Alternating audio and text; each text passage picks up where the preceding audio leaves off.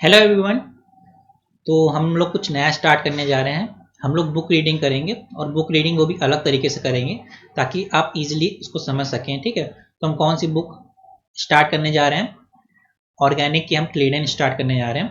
ठीक है, तो क्लेडन ही क्यों स्टार्ट कर रहे हैं? क्योंकि हम आपके कोई भी एग्ज़ाम देख लें, चाहे आप जैम देखें, चाहे आप गेट देखें, चाहे नेट देखें, तो क्लेडन से वहाँ पे क्वेश्चंस डायरेक्टली पूछे जाते हैं। एज इट इज़ हमारे पास कॉपी पेस्ट क्वेश्चन रहते हैं फ्रॉम क्लेडन बुक। ठीक है, आप चाहें अभी किसी सीनियर से पूछें, किसी से भी सजेशन लें, तो क्लेडन बुक का सजेशन वो हमेशा देता है, क्योंकि यहाँ पे आपको डायरेक्टली क्वेश्चन देखने को मिल जाते हैं बुक से। ठीक है, तो अभी हम कैसे डिस्कस करेंगे हम चैप्टर्स को। ठीक है, अभी आपको यहाँ पे दिख रहा होगा कि आपके पास ओवरऑल कितने चैप्टर हैं? 43। क्या हम सभी चैप्टर्स को डिस्कस करेंगे? क्या सभी को डिस्कस करने की जरूरत है? बिल्कुल नहीं। क्यों नहीं? क्योंकि देखिए यहाँ पे कुछ चैप्टर बहुत ही बेसिक्स हैं, जैसे what is organic chemistry, organic structure, determining organic structure. ये तो आप एक्चुअली क्लास 11-12 से भी पहले पढ़ चुके होते हैं। ठीक है, तो इनको तो पढ़ने की जरूरत है ही नहीं एक्चुअली। ठीक है, तो एक सीक्वेंस होगा जिसको मैं फॉलो करूंगा, जिस हिसाब से मैंने पढ़ा है बुक को। तो सबसे पहले जो चैप्टर हम डिस्कस करेंगे, चैप्टर नंबर 9 डिस्कस करेंगे। बहुत ही बेसिक चैप्टर है, इसमें कुछ ज़्यादा कॉम्प्लेक्सिटीज़ नहीं है। हो सकता है कि आपको कई सारी चीज़ें पता ही हो। तो हमारे पास चैप्टर क्या है? हमारे पास using organometallic reagent to make carbon carbon bonds. ठीक है, तो इस चैप्टर की हम ब्रीफ देखें तो हमारे पास हमको क्या क्या पढ़ना है। इंट्रोडक्शन देखेंगे हम कि ऑर्गेनोमेटालिक कंपाउंड्स बेसिकली क्या होते हैं, उसकी डेफिनेशन क्या होती है। हमारे पास जनरली हम बोल देते हैं कि organometallic compounds contain a carbon atom bond. देखेंगे क्या हमेशा ऐसा ट्रू होता है। फिर ऑर्गेनोमेटालिक कंपाउंड का सिंथेसिस देखेंगे हम। उसके बाद ऑर्गेनोमेटालिक कंपाउंड से हम ऑर्गेनिक मॉलिक्यूल्स कैसे बनाते हैं। ठीक है, क्योंकि यही तो हमारे पास हमको देखना है। हमको यहाँ पे क्या करना है? सिंथेसिस ऑफ ऑर्गेनिक मॉलिक्यूल करने हैं। तो ऑर्गेनोमेटालिक्स की स्टडी से हम ऑर्गेनिक मॉलिक्यूल्स का सिंथेसिस कैसे कर सकते हैं, उसको हमको देखना होगा। देन हम आगे बढ़ेंगे, ऑक्सीडेशन ऑफ एल्कोहल डिस्कस करेंगे। तो बहुत ही बेसिक रहेगा, यहाँ पे बहुत ही डिटेल में ऑक्सीडेशन नहीं डिस्कस करना है चैप्टर में। आगे जैसे जैसे बढ़ेंगे वहाँ पे हम ऑक्सीडेशन को भी डिटेल में डिस्कस करेंगे। यहाँ पे बेसिक रिएजेंट जैसे पीसीसी, पीडीसी, जोन्स रिएजेंट, उन्हीं को हम यहाँ पे डिस्कस करेंगे। तो चलिए स्टार्ट करते हैं। ओके, तो organometallic compounds contain a carbon metal bond. जब भी हमसे कोई पूछता है व्हाट इज ऑर्गेनोमेटिक कंपाउंड, तो सब सिंपल डेफिनेशन हम क्या बोलते हैं? Organometallic compounds are those compound which contains a carbon metal bond. ठीक है, सबसे सिंपल चीज यही होती है। ठीक है, पर क्या ये हमेशा ट्रू होता है? क्या हमेशा ये डेफिनेशन क्या हमेशा रिगिड है? उसको हम देखेंगे। ठीक है, उसके पहले हम देख लेते हैं क्या क्या बोल रहा है। The polarity of covalent bond between the two different element is determined by electronegativity. Okay, तो हमारे पास कोई भी, हमने पता है हमारे पास बॉन्डिंग किस टाइप की हो सकती है। आयनिक बॉन्ड होता है, कोवैलेंट बॉन्ड होता है। ठीक है, तो मान लीजिए हमारे पास HCl का कोवैलेंट बॉन्ड है। ठीक है, तो इस बॉन्ड की पोलैरिटी हम कैसे डिसाइड करेंगे? यहाँ पे क्या होगा? डेल्टा पॉजिटिव, यहाँ पे क्या होगा? Delta negative. अब इसकी पोलैरिटी डिपेंड करेगी कि इलेक्ट्रोनेगेटिव डिफरेंस कितना ज़्यादा है। हमारे पास अगर इलेक्ट्रोनेगेटिविटी डिफरेंस ज़्यादा होगा तो पोलैरिटी ज़्यादा होगी। ठीक है, तो यही बोल रहा है।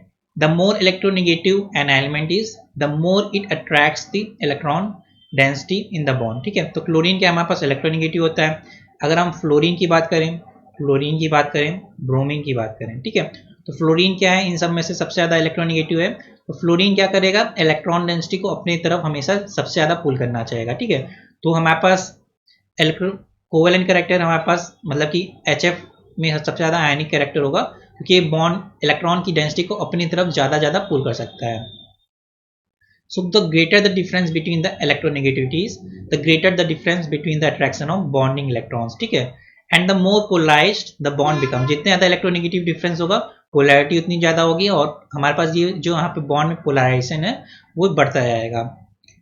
अब क्या बोल रहा है? In the extreme case of complete polarization the covalent bond ceases to exist and is replaced by electrostatic attraction between ions on opposite charge. ठीक है, अब देखिए ये हमारे पास इलेक्ट्रोनेगेटिविटी हम बोल रहे हैं कि ज़्यादा होनी चाहिए। ठीक है, अब क्या हो सकता है? एक मतलब लिमिट से ज़्यादा हो जाए तो क्या होगा? हमारे पास ये बॉन्ड ब्रेक हो जाएगा, और हमारे पास ये कैसे एग्जिस्ट करेंगे? एज आयन एग्जिस्ट करेंगे। ठीक है, H+ और Cl-। तो हमारे पास ये अब कैसे एक दूसरे से जुड़े हैं? इलेक्ट्रोस्टैटिक इंटरेक्शन से हमारे पास ये जुड़े होंगे। ठीक है, तो जनरली हम बोलते हैं कि हमारे पास अगर इलेक्ट्रोनेगेटिव डिफरेंस हमारे पास अगर 1.7 से ज़्यादा है तो हमारे पास बॉन्ड कैसा बन जाता है? आयनिक बॉन्ड बन जाता है। ठीक है, तो जैसे हमारे पास NaCl में होता है, NaCl में क्या होता है हमारे पास Na+ होता है और Cl- होता है। तो यहाँ पे हमारे पास कैसी बॉन्डिंग होती है, आयनिक बॉन्डिंग होती है, ठीक है। ओके, तो अभी हमने बोला कि हमारे पास ऑर्गेनोमेटेलिक कंपाउंड कौन से होते हैं जिनमें हमारे पास मेटल कार्बन बॉन्ड होता है। क्या ये हमारे पास डेफिनेशन रिगिड है, आपसे कोई भी इंटरव्यू एग्जामिनर पूछ सकता है? तो ऐसा नहीं है। सबसे पहले तो एक एक्सेप्शन आता है हमारे पास। एक एक्सेप्शन क्या है हमारे पास, NaCl। सोडियम क्या है, मेटल, और यहाँ पे क्या है, कार्बन। यहाँ पे भी तो मेटल कार्बन बॉन्ड है, इसमें भी हमको इसको भी ऑर्गेनोमेटेलिक कंपाउंड बनना चाहिए, ठीक है। पर ये ऑर्गेनोमेटेलिक कंपाउंड नहीं होता है, ये हमारा क्या है, इनऑर्गेनिक मॉलिक्यूल है, ठीक है। दूसरी बात हमारे पास आता है विल्किंसन कैटलिस्ट। विल्किंसन कैटलिस्ट क्या होता है, हमारे पास रोडियम का कैटलिस्ट होता है, रोडियम मेटल का, RH2PPH3 थ्राइस Cl। ओके, क्या ये ऑर्गेनोमेटेलिक कंपाउंड है? क्या होना चाहिए, मेटल कार्बन बॉन्ड। यहाँ पे मेटल कार्बन दिख रहा है, नहीं दिख रहा है, तो आप तो बोलेंगे ये ऑर्गेनोमेटेलिक कंपाउंड नहीं है, पर ऐसा नहीं है। ये हमारे पास जो विल्किंसन कैटलिस्ट होता है, सबसे पहली बात स्क्वायर प्लेनर कंपाउंड होता है, 3 PPH3 लिगेंड है और एक क्लोरीन लिगेंड है, ठीक है। तो ये हमारे पास किस लिए यूज होता है, जनरली हमारे पास ये हाइड्रोजनेशन ऑफ एल्कीन में यूज होता है। हाइड्रोजनेशन ऑफ एल्कीन मतलब कि मान लीजिए RCH डबल बॉन्ड CH2 है, इसमें हम हाइड्रोजन का एडिशन करेंगे तो इसको क्या बोलते हैं हम, हाइड्रोजनेशन ऑफ एल्कीन। ये किसमें कन्वर्ट हो जाएगा, RCH2 CH3। यहाँ पे जो कैटलिस्ट यूज होता है हम उसको क्या बोलते हैं, विल्किंसन कैटलिस्ट, ठीक है। अब बात यह है कि हमारे पास यहाँ पे तो मेटल कार्बन बॉन्ड नहीं है, तो ये इसको ऑर्गेनोमेटेलिक कंपाउंड क्यों बोल रहे हैं। तो जनरली हम जैसे मैकेनिज्म डिस्कस करते हैं उसमें कई सारे स्टेप होते हैं, वैसे वैसे ही हमारे पास कैटलिस्ट के केस में क्या होता है, कैटालिटिक साइकिल होता है।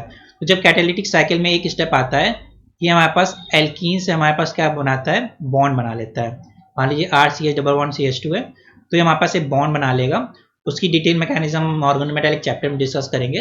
और यहाँ पे आपको क्या देखना है कि हमारे पास कैटालिटिक साइकिल के एक स्टेप में क्या हो रहा है, हमारे पास मेटल कार्बन बॉन्ड का फॉर्मेशन हो रहा है, इसलिए विल्किंसन कैटलिस्ट को हम क्या बोलेंगे, ऑर्गेनोमेटेलिक कंपाउंड। यहाँ पे हमारे पास डायरेक्टली कोई मेटल कार्बन बॉन्ड नहीं था, पर कैटालिटिक साइकिल में हमारे पास क्या हुआ, एक मेटल कार्बन बॉन्ड का फॉर्मेशन हुआ, इसलिए इसको हम क्या बोल रहे हैं, ऑर्गेनोमेटेलिक कंपाउंड।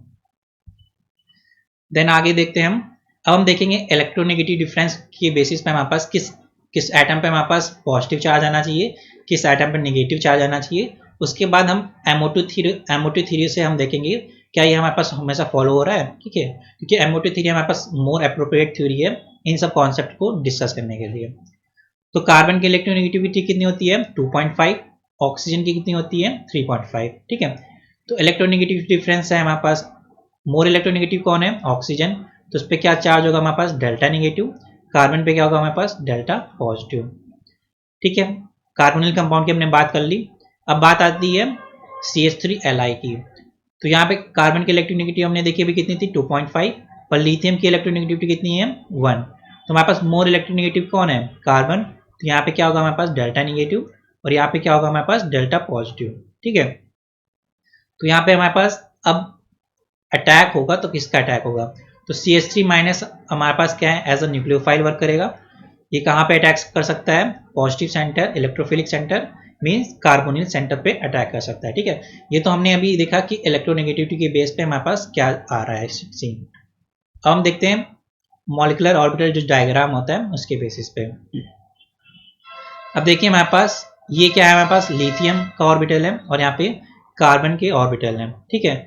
अब ये ऑर्बिटल हमारे पास लोअर एनर्जी के क्यों है, ये ऑर्बिटल हमारे पास हायर एनर्जी के क्यों है, ये हमको ये दोनों सेम एनर्जी में क्यों नहीं आ रहे हैं, ऐसा क्यों है, ठीक है। तो हमारे पास जो मोर इलेक्ट्रोनेगेटिव आइटम होता है, मोर इलेक्ट्रोनेगेटिव एटम, उसके जो ऑर्बिटल होते हैं वो क्या होते हैं, लोअर इन एनर्जी होते हैं, ठीक है। ये आप बात याद रखिएगा। तो हमारे पास मोर इलेक्ट्रोनेगेटिव कौन है, हमारे पास कार्बन है, तो इसके ऑर्बिटल्स क्या होंगे, हमारे पास लोअर इन एनर्जी होंगे। लिथियम क्या हमारे पास, इसके इलेक्ट्रोनेगेटिव कितनी थी, 1 थी। कार्बन की कितनी है हमारे पास, 2.5, तो इसके जो ऑर्बिटल्स होंगे वो लोअर इन एनर्जी होंगे, और लिथियम का ऑर्बिटल क्या है हमारे पास, हायर इन एनर्जी।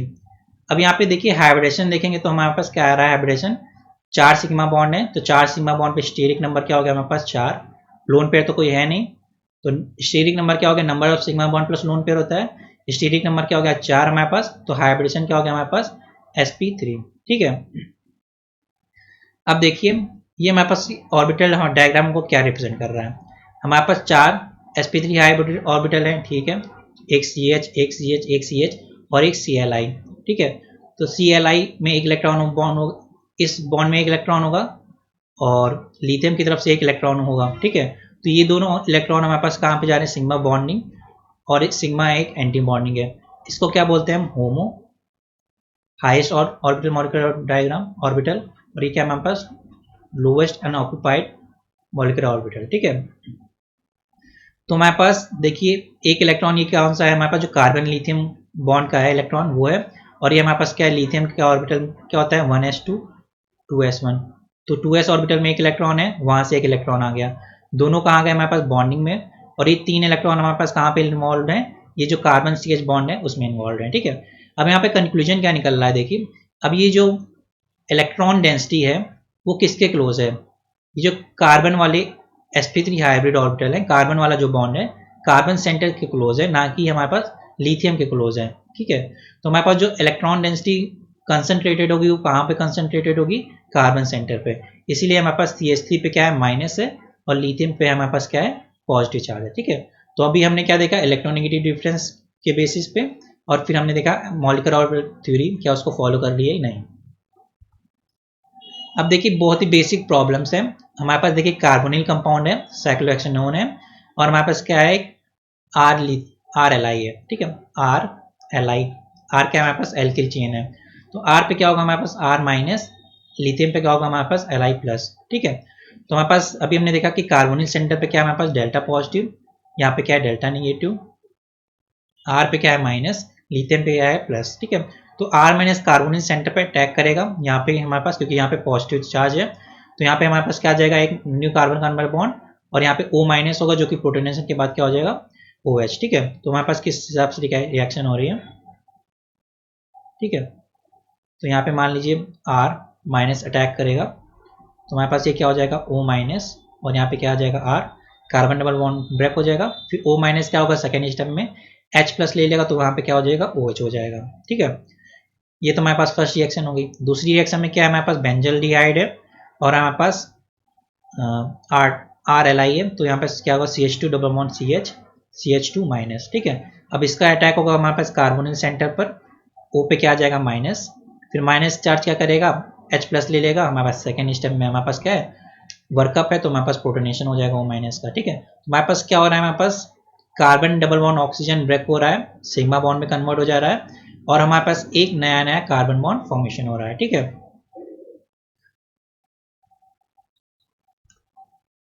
फिर इस रिएक्शन को देखते हैं, ये भी बहुत ही सिंपल रिएक्शन है। यहाँ पे क्या है हमारे पास गिगनार्ड रिएजेंट है, फिनाइल मैग्नीशियम ब्रोमाइड, यहाँ से क्या आएगा पीएच माइनस और MgBr प्लस। तो फिनाइल माइनस क्या करेगा हमारे पास कार्बोनिल सेंटर पर अटैक करेगा, तो यहाँ पे हमारे पास क्या बन गया कार्बन पीएच बॉन्ड, ये जो डबल बॉन्ड ब्रेक हुआ है वो सिग्मा बॉन्ड में ब्रेक हो जाएगा, C single bond O minus, then workup हो जाएगा तो क्या हो जाएगा OH। फिर चौथी रिएक्शन क्या है हमारे पास, ये क्या है आइसोप्रोपाइल मैग्नीशियम क्लोराइड है, यहाँ से क्या जनरेट होगा हमारे पास, यहाँ से माइनस और ये MgCl प्लस। तो आइसोप्रोपाइल जो कार्बन आयन है वो कहाँ पे अटैक करेगा, कार्बोनिल सेंटर पे अटैक करेगा, यहाँ पे हमारे पास क्या बन गया न्यू कार्बन कार्बन बॉन्ड और ये OH बॉन्ड फॉर्मेशन हो गया, ठीक है, वर्कअप के बाद। अब बात आती है कि हम ऑर्गेनोमेटिक कंपाउंड्स में सबसे पहली बात आती है ग्रीनार्ड रिएजेंट की, बहुत इंपॉर्टेंट है, कई क्वेश्चंस आपसे ग्रीनार्ड रिएजेंट पे बेसिस पूछते हैं। तो ग्रीनार्ड रिएजेंट को हम कैसे सिंथेसाइज करते हैं उसकी बात आती है। तो पहले जो लिखा है वो पढ़ लेते हैं। Grignard reagents are made by reacting magnesium turnings, ठीक है, मैग्नीशियम मेटल जो होती है with alkyl halides in ether solvent, ठीक है। क्या करते हैं मैग्नीशियम टर्निंग्स को एल्किल हैलाइड के साथ ईथर सॉल्वेंट में हम जब रिएक्ट करते हैं तो उनको क्या बन जाता है एल्किल मैग्नीशियम हैलाइड, जिसको हम बोलते हैं ग्रिग्नार्ड रिएजेंट, ठीक है। उसके बाद क्या बोल रहा है iodides bromides and chlorides can be used as can both aryl और एल्किल हैलाइड, ठीक है। तो क्या बोल रहा है RX में हमारे पास X क्या हो सकता है, क्लोरीन हो सकता है, ब्रोमीन हो सकता है, आयोडीन हो सकता है। इसकी जब मैग्नीशियम टर्निंग के साथ रिएक्शन कराते हैं तो हमारे पास क्या बनता है RMgX, ठीक है। तो R क्या हो सकता है हमारे पास, कोई एराइल ग्रुप भी हो सकता है, जैसे फिनाइलिंग मान लीजिए हो गई, या फिर एल्काइल ग्रुप हो गया, CH3 ग्रुप हो गया, ठीक है। तो ये हमारे पास बोल रहा है। और हमारे पास सॉल्वेंट क्या होगा, हमारे पास ईथर सॉल्वेंट होगा, ठीक है। तो हमारे पास वाटर सॉल्वेंट नहीं हो सकता है, वाटर सॉल्वेंट नहीं हो सकता है, अभी हम बताएंगे क्यों नहीं हो सकता है।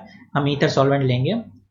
तो फिर बोल रहा है our example include methyl primary secondary and tertiary alkyl halide, aryl and allylide, ठीक है, वो हमने देख लिया। आर क्या क्या हो सकता है, they can not contain any functional group that would react with Grignard reagent once it is form, ठीक है। मान लीजिए हमारे पास गिगनार्ड रिएजेंट फॉर्म हो गया, ठीक है।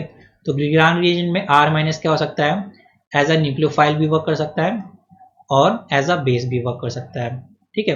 तो मान लीजिए हमारे पास कोई कंपाउंड में HD ग्रुप है, तो R माइनस क्या करेगा, हमारे पास एज अ बेस भी वर्क कर सकता है। पर ये रिएक्शन हम नहीं चाहते, R माइनस को हम सिर्फ एज अ न्यूक्लियोफाइल चाहते हैं, ठीक है।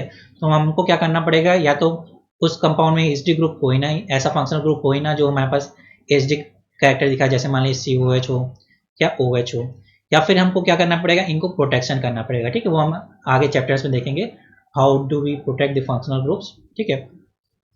ओके, फिर आगे हम देखेंगे एग्जांपल्स कौन कौन से हैं। तो हमारे पास देखिए क्या है बेसिकली, यहाँ पे हमारे पास क्या RX था, फिर इसके मैग्नीशियम टर्निंग के साथ हमने रिएक्शन कराई तो RMgX हुआ, ठीक है। यहाँ पे बेसिकली रिएक्शन जो हो रही है इसको हम बोलते हैं ऑक्सीडेटिव इंसर्शन या फिर ऑक्सीडेटिव एडिशन, ठीक है। ऑक्सीडेटिव एडिशन क्यों बोल रहे हैं, क्यों देखिए हमारे पास मैग्नीशियम पहले क्या था, 0 ऑक्सीडेशन स्टेट में, अब किस में हो गया मैग्नीशियम हमारे पास +2 ऑक्सीडेशन स्टेट, ठीक है। ओवरऑल क्या हो रहा है, हमारे पास ऑक्सीडेशन हो रहा है, ऑक्सीडेशन स्टेट कितनी बढ़ जा रही है, +2, कोऑर्डिनेशन नंबर कितनी बढ़ रही है, 2। यहाँ पे मैग्नीशियम की कोऑर्डिनेशन नंबर कितनी है, 0। अब यहाँ पे कितनी हो गई, 1 and 2, ठीक है। तो ऑक्सीडेटिव एडिशन रिएक्शन को हम जनरली कौन सी रिएक्शन होती हैं, जिसमें हमारे पास ऑक्सीडेशन स्टेट बाई +2 इंक्रीज होती है और कोऑर्डिनेशन नंबर में हमारे पास बाई +2 इंक्रीज हो जाती है, ठीक है। अब सिंपल रिएक्शन है हमारे पास, कुछ कॉम्प्लेक्स रिएक्शन नहीं, जैसे हमारे पास RX में हमारे पास मैग्नीशियम टर्निंग्स का एडिशन हो रहा था, और हमारे पास देखिए सॉल्वेंट कौन है, हमारे पास टेट्राहाइड्रोफ्यूरॉन, ठीक है। हमारे पास प्रोटिक सॉल्वेंट नहीं है। अब देखिए वाटर हमारे पास एज अ प्रोटिक सॉल्वेंट होता है, तो प्रॉब्लम क्या आ जाती है, मान लीजिए RMgX है, ठीक है। तो हमने बोला कि हमारे पास जो R माइनस क्या होगा, एज अ बेस भी वर्क कर सकता है, तो H+ यहाँ से ले सकते हैं, क्या बना लेगा हमारे पास RH बना लेगा, ठीक है। तो हम रिएक्शन तो कुछ और चाहते थे, पर हमारा क्या बन गया, एल्केन, इसलिए हम वाटर सॉल्वेंट नहीं लेते हैं, ठीक है, क्योंकि हमारे पास ये क्या दिखा देता है, साइड रिएक्शन शो करता है। उसके बाद हमारे पास सिंपल रिएक्शन है, यहाँ पे फिर मैग्नीशियम का एडिशन हो गया, इंसर्शन हो गया, यहाँ पे भी मैग्नीशियम का इंसर्शन, यहाँ पे भी मैग्नीशियम का इंसर्शन। देखिए हमने बोला था चाहे R एराइल हैलाइड भी हो सकता है या फिर एल्काइल हैलाइड भी हो सकता है। यहाँ पे भी मैग्नीशियम का इंसर्शन और यहाँ पे भी मैग्नीशियम का इंसर्शन, ठीक है। ये हमारा कौन सा ग्रुप है, हमारे पास एस्टर लिंकेज है, जो कि हम अभी लास्ट में डिस्कस कर रहे थे, ठीक है। ये हमारे पास क्या है, एस्टर लिंकेज है। ओके, अभी हमने गिगनार्ड रिएजेंट की बात कर ली, अब हम देखेंगे ऑर्गेनोलिथियम रिएजेंट कैसे प्रिपेयर करते हैं। तो ऑर्गेनोलिथियम कंपाउंड में be made by similar oxidative addition, जो भी हमने देखा, by lithium metal and alkyl halide, ठीक है। यहाँ पे हमको ऑर्गेनो मैग्नीशियम तो बताना नहीं है, हमको क्या बनाना है, ऑर्गेनोलिथियम बनाना है। तो मेटल कौन सी यूज करेंगे, हम लिथियम मेटल यूज करेंगे। सेम हमारे पास प्रोसेस होगा, एल्किल RX होगा, R कैन बी एल्किल और aryl, X can be bromine and chlorine. Lithium metal होगी और हमारे पास THF सॉल्वेंट है, ईथर सॉल्वेंट भी यूज कर सकते हैं हम। तो हमारे पास क्या बनना है, RLi और LiX, ठीक है। यहाँ पे हमारे पास RLiX क्यों नहीं बन रहा है, क्योंकि लिथियम हमारे पास क्या लिथियम प्लस ही तो बना सकता है, लिथियम +2 तो बनाता नहीं है, ठीक है। तो हमारे पास ये RLiX नहीं बन रहा है, सिर्फ यहाँ पे RLi बन रहा है। इसको हम क्या बोलते हैं, मेटल हैलोजन एक्सचेंज, ठीक है। तो हमारे पास यहाँ पे लिथियम थी, लिथियम मेटल है, यहाँ पे क्या हो गया हमारे पास, हैलोजन है, क्या हो गया हमारे पास यहाँ पे मेटल हैलोजन एक्सचेंज हो गया, जहाँ पे हैलोजन था वहाँ पे क्या आ गया, मेटल। यहाँ पे भी क्या है, हैलोजन, यहाँ पे क्या है, मेटल, मेटल हैलोजन एक्सचेंज हो गया। यहाँ पे क्या है, हैलोजन, यहाँ पे क्या है, मेटल, मेटल हैलोजन एक्सचेंज। यहाँ पे क्या है, हैलोजन, यहाँ पे क्या है, मेटल, मेटल हैलोजन एक्सचेंज। यहाँ पे क्या है, हैलोजन, यहाँ पे क्या है, मेटल, यहाँ पे भी क्या हो गया हमारे पास, मेटल हैलोजन एक्सचेंज, ठीक है। तो हमारे पास क्या हो रहा है, लिथियम मेटल के साथ मेटल हैलोजन एक्सचेंज, और हमारे पास क्या बन गया, हमारे पास ऑर्गेनोलिथियम कंपाउंड बन गया, ठीक है। अब हमने बोला था कि organometal compound as a nucleophile भी वर्क कर सकते हैं और एज अ बेस भी वर्क कर सकते हैं, ठीक है। तो organometallic need to be kept absolutely free of moisture. अभी हमने बोला कि वाटर सॉल्वेंट क्यों नहीं ले सकते, इसीलिए नहीं ले सकते क्योंकि हमारे पास एज अ बेस भी वर्क कर सकता है। Even moisture in the air will destroy them, ठीक है, तो मॉइस्चर भी नहीं होनी चाहिए हमारे पास। The reason is that they react very rapidly and highly exothermically with water to produce alkenes. जो भी हमने देखा था रिएक्शन, क्या देखा था हमने, RMgX वाटर के साथ रिएक्शन का क्या बना रहा था, RH प्लस MgOH X, और यहाँ पे हमारे पास क्या रिलीज होगी, हीट, एक्सोथर्मिक रिएक्शन है, और हमारे पास क्या बन रहा है, एल्केन बन रहा है, ठीक है। तो यही फिर हमारे पास बता रहा है, फिर पीके की बात कर रहा है, पीके ऑफ मीथेन कितनी है, अराउंड 50 है, वो हमारे पास अभी उसकी चिंता करने की जरूरत नहीं है, ठीक है। तो हमारे पास बेसिकली क्या बात कर रहा है, ये एज अ बेस भी वर्क कर सकता है। प्रोटिक सॉल्वेंट इसको दिखेगा तो क्या ले लेगा वहां से, प्रोटीन, और क्या प्रोटॉन ले लेगा, और हमारे पास क्या बना देगा, एल्केन का फॉर्मेशन, ठीक है। तो इसको हम as a synthesis of alkane भी यूज कर सकते हैं, पर ये एक तरह की क्या है, साइड रिएक्शन है, ठीक है।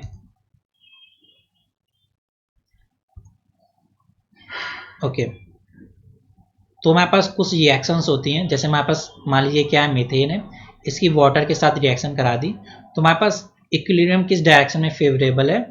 यहाँ पे देखिए ये लार्ज एरो है, यहाँ पे क्या है, स्मॉल एरो, तो हमारे पास जो इक्विलिब्रियम है क्या, वहाँ पे क्या है, लेफ्ट डायरेक्शन में है, क्योंकि हमारे पास जो स्टेबल कंपाउंड क्या है, वो मीथेन है, ना कि हमारे पास मिथाइल कार्बोनाइन है। सिमिलरली हमारे पास बेंजीन का केस है, तो बेंजीन में भी क्या हमारे पास इक्विलिब्रियम कहाँ पे आ रहा है, लेफ्ट डायरेक्शन में लाई कर रहा है, ठीक है।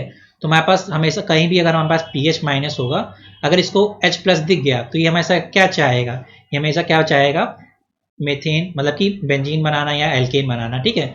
इसलिए हम क्या ट्राई करते हैं कि हमारे पास जो सिस्टम है वो कैसा हो, मॉइस्चर फ्री हो। अब देखिए कुछ सिंपल रिएक्शंस हैं, ये एज कैसा वर्क कर सकता है, एज अ न्यूक्लियोफाइल और एज अ बेस। यहाँ पे न्यूक्लियोफाइल का वर्क करने का तो कोई चांस ही नहीं है, कार्बोनिल ग्रुप नहीं है, हमारे पास कैसा वर्क करेगा, एज अ बेस। इसने क्या किया, हमारे पास एसिडिक प्रोटॉन ले लिया, क्योंकि इसकी पीके कितनी है, अराउंड 26 है, तो ये क्या हमारे पास एसिडिक है, ठीक है। जब भी हम RC ट्रिपल बॉन्ड CH की बात करें तो ये ज़्यादा एसिडिक होता है compare to RCH double bond CH2 compare to RCH2CH3, ठीक है। क्योंकि हमारे पास जो एसिडिटी होती है वो किस पे डिपेंड करती है, percentage S character. Percentage S character जितना ज़्यादा होता है, एसिडिटी उतनी ज़्यादा होती है। तो हमारे पास sp हाइब्रिडेशन में परसेंटेज S कैरेक्टर कितना होता है, 50, जो कि हमारे पास क्या है, मैक्सिमम है। यहाँ पे कितना होगा हमारे पास 33.3, और यहाँ पे कितना होगा 25%, ठीक है। तो परसेंटेज S कैरेक्टर कितना ज़्यादा होगा, जिसमें ज़्यादा होगा 50% होगा, वहाँ पे एसिडिटी क्या हो जाएगा, सबसे मैक्सिमम होगी। यहाँ पे भी क्या करेगा, ethyl magnesium bromide acidic proton abstract करेगा, और यहाँ पे क्या आ जाएगा, मैग्नीशियम ब्रोमाइड, ठीक है। कैसे हो रहा है हमारे पास, MiC triple bond C minus है, तो यहाँ पे क्या हो जाएगा, MgBr प्लस, ठीक है। यही क्या बना रहे हैं, बॉन्ड बना ले रहे हैं। फिर लास्ट प्रॉब्लम में क्या है, एसिटिलीन है, NaNH2 भी हमारे पास कैसा होता है, बेस की वर्क करा रहता है, जैसा अमोनिया बेस होता है। तो हमारे पास क्या हो गया, HC माइनस Na और अमोनिया, ठीक है। अभी ये हमारे पास कैसा वर्क कर सकता है, एज अ न्यूक्लियोफाइल वर्क कर सकता है, ठीक है। तो हमने सबसे पहले किया, हमारे पास ब्यूटाइल लिथियम क्या है, यहाँ पे बेस है, THF क्या है हमारे पास, सॉल्वेंट है। तो सबसे पहले इसने क्या किया, हमारे पास एसिडिक प्रोटॉन एब्स्ट्रैक्ट किया, यहाँ पे क्या आ गया, कार्बोनाइन और लिथियम पॉजिटिव मेटल। इसने क्या किया, हमारे पास कार्बोनिल सेंटर पे अटैक किया, O माइनस। फिर लास्ट स्टेप में क्या हो गया हमारे पास, वर्कअप और OH, ठीक है। डायरेक्टली हम इसको एज अ न्यूक्लियोफाइल यूज नहीं कर सकते थे, तो हमने सबसे पहले क्या किया, इसको न्यूक्लियोफाइल में कन्वर्ट किया। हमारे पास क्या है, न्यूक्लियोफाइल। देन हमने इसका क्या कराया, हमने कार्बोनिल सेंटर पे अटैक कराया, तो हमको डिजायर्ड प्रोडक्ट मिल गया। फिर दूसरी रिएक्शन क्या है, सिंथेसिस है हमारे पास कंपाउंड का, इथाइल मैग्नीशियम ब्रोमाइड दिखा हमारे पास, यहाँ पे कैसा वर्क करेगा, बेस, न्यूक्लियोफाइल की तरह तो यहाँ पे वर्क नहीं कर सकता कुछ, एसिडिक प्रोटॉन को अब्स्ट्रैक्ट करेगा, इधर सॉल्वेंट है, क्या आ गया हमारे पास, मैग्नीशियम ब्रोमाइड, यहाँ पे क्या आ जाएगा, माइनस, यहाँ पे क्या आएगा, प्लस। अभी क्या करेगा, HCHO पर हमारे पास कार्बोनिल सेंटर पर अटैक करेगा, और यहाँ पे क्या आ जाएगा, CH2O माइनस, जो वर्कअप के बाद किसमें करना, उड़ जाएगा CH2OH में, ठीक है। तो जब भी हमको एल्कोहल का सिंथेसिस करना हो फ्रॉम ग्रिग्नार्ड रिएजेंट, तो हमको HCHO मीन्स फॉर्मल्डिहाइड का यूज करना पड़ता है, या फिर कोई करस्पॉन्डिंग एल्डिहाइड का यूज करना पड़ता है। तो हमारे पास जो ट्रिपल बॉन्ड्स होते हैं, ठीक है, तो ट्रिपल बॉन्ड्स की स्टेबिलिटी और एसिडिटी की हम बात करेंगे, ठीक है। ओके तो क्या बोल रहा है, you have now met all the more important compounds with triple bond, ठीक है, they all have electrons in low energy sp hybrid orbital, सही बात है। हमारे पास देखिए क्या है, ट्रिपल बॉन्ड है, यहाँ पे स्टेरिक नंबर क्या होगा हमारे पास, सिग्मा बॉन्ड कितना होता है ट्रिपल बॉन्ड में, एक, लोन पेयर कितना है, एक, ठीक है, एक आइटम की बात कर रहे हैं, ठीक है, तो number of sigma bond plus lone pair कितना आ गया 2, हाइब्रिडेशन क्या हो गया हमारे पास sp, ठीक है, तो ये लोन पेयर हमारे पास कहाँ पे लाई करेगा, sp हाइब्रिड ऑर्बिटल में, ठीक है, तो जब भी हमारे पास lone pair sp hybrid orbital में लाई करेगा तो हमको पता है कि s कैरेक्टर यहाँ पे कितना है 50%।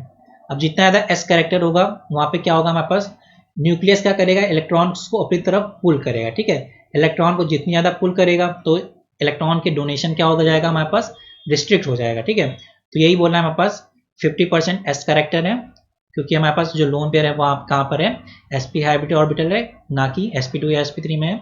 Nitrogen has an sp orbital at both ends and is almost inert, ठीक है, तो नाइट्रोजन क्या होता है, इनर्ट होता है एटमॉस्फेयर में, आपको पता ही होगा। It is neither basic non nucleophilic, ठीक है, बहुत इंपॉर्टेंट पॉइंट है, नाइट्रोजन क्या होता है, नॉर बेसिक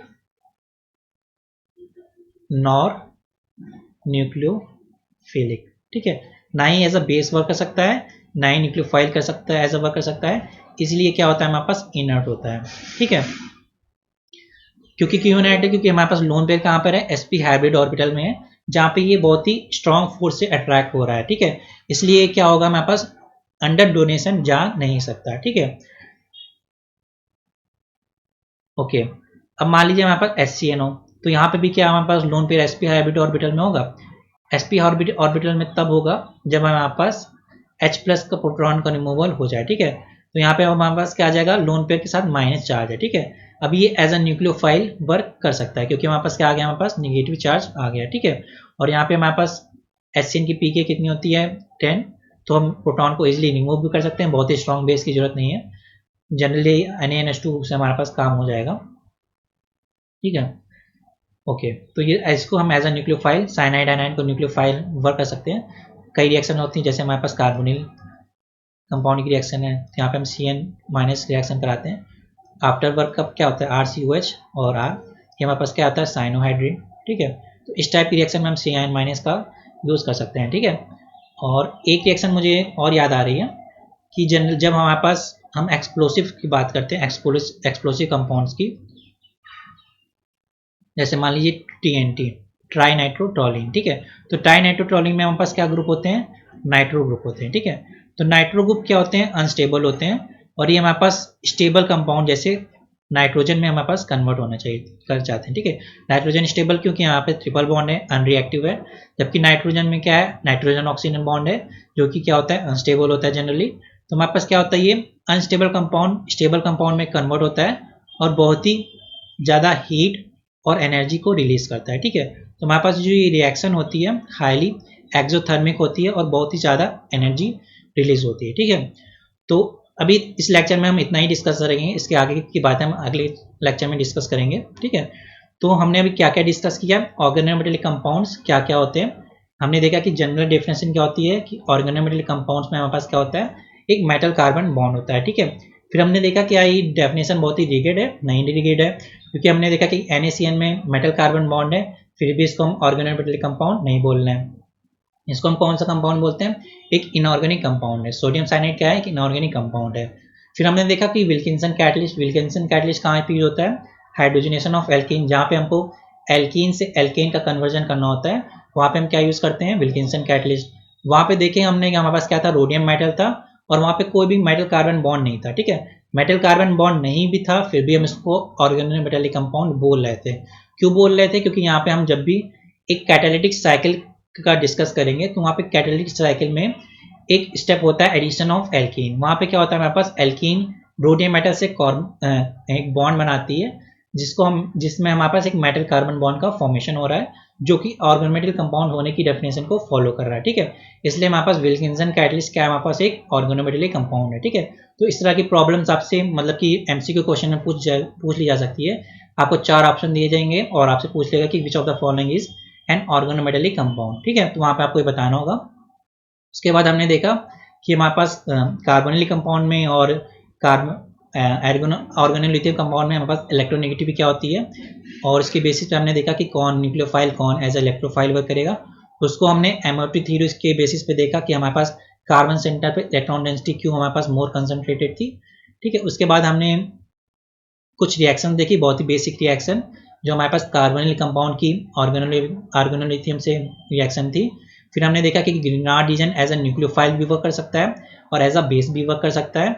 जब एज अ बेस वर्क करेगा तो वहाँ पे हमको क्या देखना है कि हमारे पास कोई भी HD प्रोटॉन होगा तो ये एज अ बेस वर्क करेगा, अगर HD प्रोटॉन नहीं है तो एज अ न्यूक्लियोफाइल वर्क करेगा, ठीक है। मान लीजिए ऐसा कोई कंपाउंड आ ही गया जहाँ पे हमारे पास HD ग्रुप है, ठीक है, पर हमको ग्रिनार्ड रीजन की रिएक्शन करानी है, तो वहाँ पे हम क्या करेंगे, प्रोटेक्शन ऑफ फंक्शनल ग्रुप करेंगे। तो हम वहाँ पे हमको क्या करना पड़ेगा कि इस तरह से हम कोई मान लीजिए एसिड को हमको पहले एस्टर में कन्वर्ट करना पड़ेगा। अब वहाँ पे HD ग्रुप नहीं रह गया, उसके बाद हमको जब ग्रिनार्ड रीजन की रिएक्शन कंप्लीट हो जाएगी तो हम उसका हाइड्रोलिसिस कर लेंगे, ठीक है। तो इस टाइप की रिएक्शन हम करा सकते हैं। फिर हमने देखा कि हमारे पास नाइट्रोजन क्या होता है, हमारे पास इनर्ट होता है क्योंकि इसके लोन पेयर क्या होते हैं sp हाइब्रिड ऑर्बिटल में। और फिर हमने देखा कि मैंने अपनी तरफ से बताया कि ट्राइनाइट्रोटोलिन में हमारे पास क्या होता है, एक्सप्लोसिव होता है। यहाँ पे एक्सप्लोसिव की जब रिएक्शन होती है तो किस में कन्वर्ट हो जाता है, नाइट्रोजन में, जो कि बहुत ही स्टेबल कंपाउंड होता है और बहुत ही ज़्यादा हीट रिलीज होती है, इसलिए हमारे पास TNT क्या होता है, एक्सप्लोसिव कंपाउंड होता है, ठीक है। इसके आगे हम नेक्स्ट लेक्चर में डिस्कस करेंगे। So thank you for watching this video.